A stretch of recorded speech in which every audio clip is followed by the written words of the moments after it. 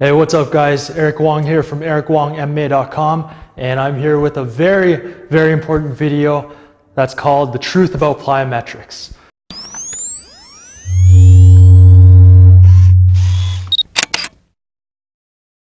Plyometrics is a term that's thrown around for any type of jumping exercise. You see them in boot camps, you see them in aerobics classes, you see trainers working with their clients calling it plyometrics, and most of the times they're using the term wrong. Now plyometrics, I've got a whole article on kind of the history, the physiology that goes a lot more in depth than this video at my website, and you can see the link right down below this video in the description. But let me give you the short of it.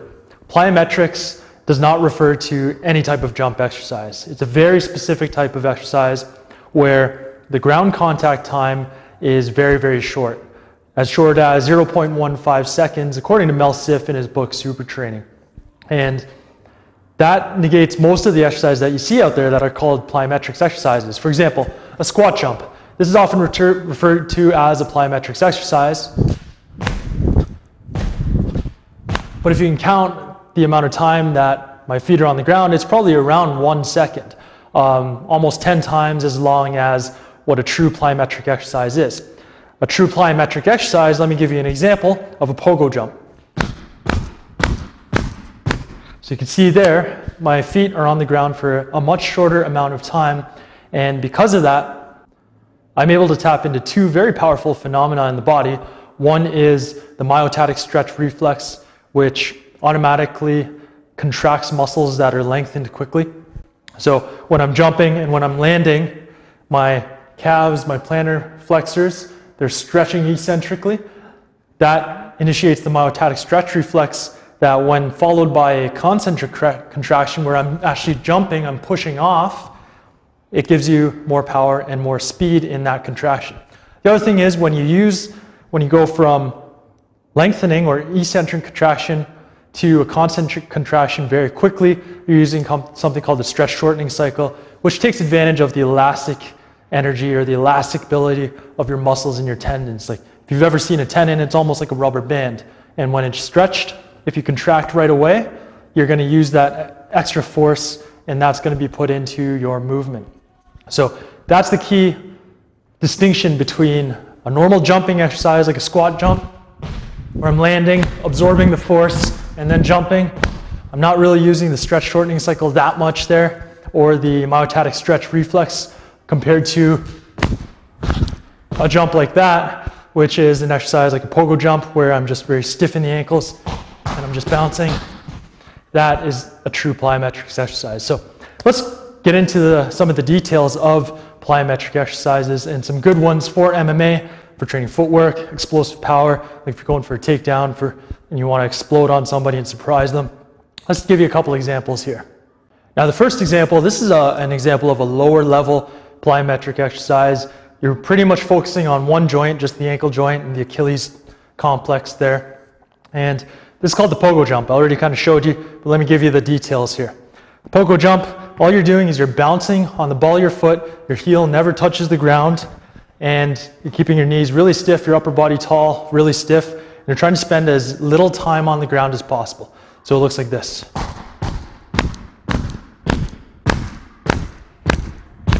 Okay, in between, I'm trying to actually pull my toes up. So I'm trying to dorsiflex in between reps, and that just allows me to keep the contractions very quick. So a pogo jump, generally with these types of exercises, you want to keep the sets short, so 15 seconds at most, so that you can focus on the alactic energy system, focus on power, and you're not getting to any anaerobic lactic or aerobic type training. You're focusing on that speed, that maximal contraction, and that's why you've got to stop the set after 15 seconds. So with pogo jumps, generally 15 seconds or about 15 reps. It takes about 1 second to bounce up and down there. That's a very low level exercise. Now, getting into kind of higher level exercises, a common one that you see GSP do before all his fights, just as a warm up, is the tuck jump. And the tuck jump, same idea, but I often see guys do this incorrectly because as opposed to thinking about the bounce off the ground, You're just thinking touch the ground and then lift the knees up high. What you've got to think about is you're a ball, and you're a ball, you're being thrown into the ground, and you've got to feel that bounciness through your body, through your ankles, through your knees, even through your hips to initiate the plyometric benefits. So to initiate the stretch shortening cycle and the myotatic stretch reflex. So a tuck jump commonly might look like this, but this is more just a person pulling their knees up. And how I like to train this exercise to properly use it as a plyometric exercise is to start low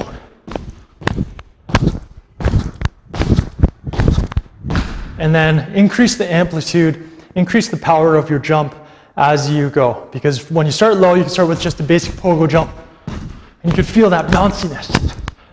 And I feel it, and I keep it going into the tuck jump. So that is the tuck jump exercise. That's a really good one. Another one that you might have seen is hurdle hops. When guys are doing hurdle hops, they're jumping over, often referred to as a plyometric exercise. It's only plyometric if you're bouncing. So it's not supposed to look like this, because you're spending too long on the ground, you're absorbing all the force, you're not using that stretch reflex and the elastic energy of your muscles and your tendons. What it should look like, imagine there's some hurdles here, is this.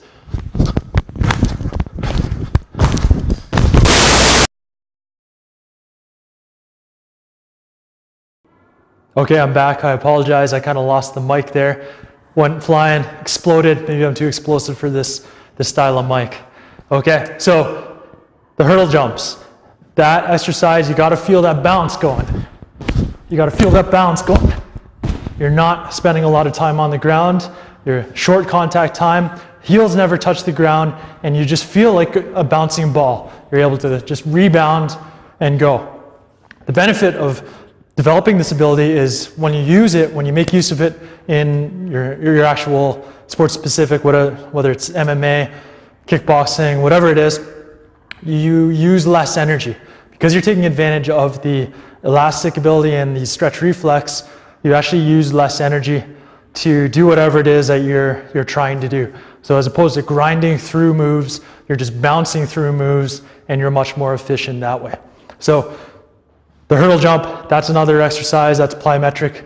Now you can do single leg for either one, but with this, you definitely need a certain level of strength to be able to bounce and do it properly so that you're not getting into the muscle, you're training that elastic ability. Now I also want to show you some plyometric exercises for the upper body, and the most simple one. The most simple one you can do, you don't need any equipment, is the explosive push-up or the plyometric push-up. Now, just because you're doing a clap with the push-up doesn't mean that that's plyometric exercise. If you got a look at that there, then the ground contact time for me, for my hands on the ground, you could probably count it as 1 second or so. A true plyometric push-up follows the same guidelines, principles as any other plyometric exercise. Ground contact time's got to be like very, very short. So 0.15 seconds, half a second at most. So what it's got to look like, there's a couple different ways you can do it. Basic one is do the top half of the range of motion. So you're here.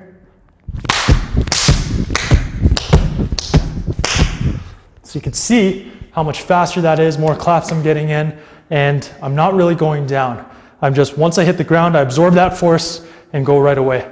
You could do the same thing at the bottom half. And this is good as well. This is going to get more of the shoulder muscles involved, whereas the top half gets more of the elbow muscles, the triceps involved. So this one looks like so.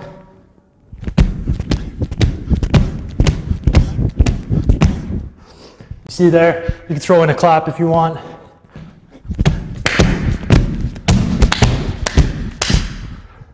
It's a lot faster. Make sure you don't break your nose when you're doing that. You look like a fool.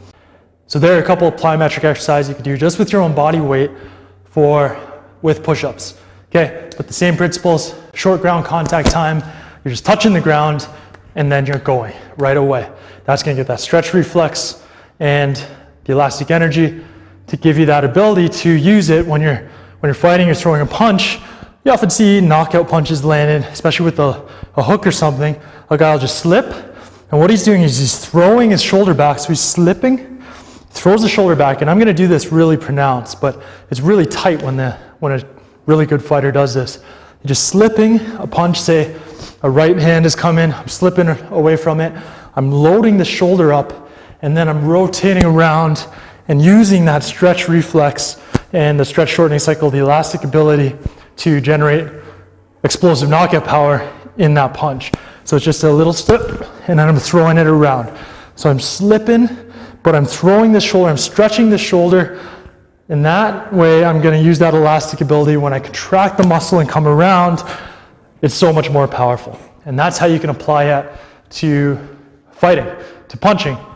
So you can just work that on the heavy bag, just slip, feel that stretch, and then whip it around. So every time you do that, you should feel that stretch, at least in the shoulder, maybe even in the core a little bit, in through the obliques. So slip, and then you whip it around and throw your whole body into it, throw your shoulder into it.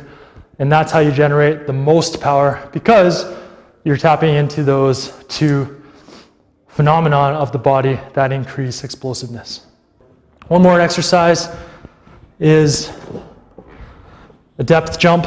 So with these, let me show you a side view here. That table, see what happens. All right, whoa, that's a little scary. Okay, so the depth jump, with this exercise, you're just stepping off. You're not jumping off the box or this rickety table that's gonna crash out from beneath my feet. You're just stepping off, and then you land on the ball of your feet.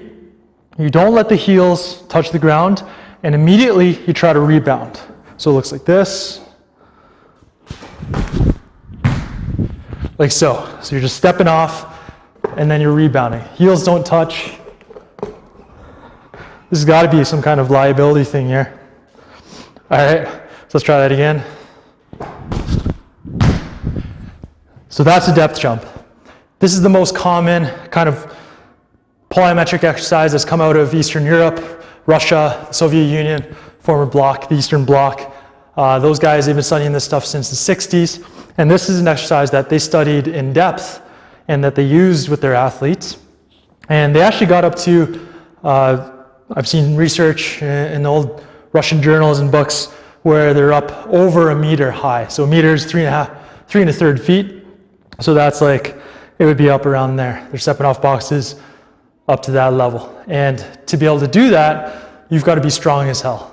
So they're not training, using this stuff with youth athletes, people who are overweight. They're using this stuff with elite Olympic athletes, and they're programming it very, very specifically, okay?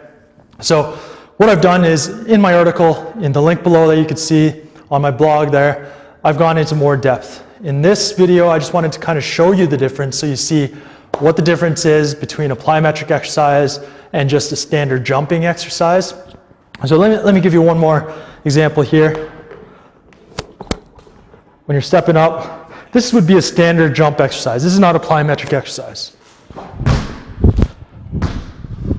So you can see the difference. I land, I absorb the force with my muscles, and I don't rebound very quickly. I'm on the ground for like a second. That's not a plyo exercise, okay? So for more in-depth info, if you want to know really the truth about plyometrics and understand what plyometrics are, how to use them, how to program them most effectively into a strength conditioning program with weights and cardio and all the other stuff that you're doing, how much volume to do for these types of workouts, hit up my blog on the link below in the description and read through that article. It's a very in-depth article. There's a lot of Q&A on there that I've answered questions from guys on my Facebook page. Okay, so it's good to be back. It's been a little while since I did a video, and hey, sorry about that, got a little busy, but I'm back and I hope you enjoyed this. If you did, please hit like. If you wanna do it, go for it. You can subscribe up above, and that's it. Again, my name is Eric Wong from ericwongmma.com. Thanks for watching my video, and I will talk to you next time. Peace.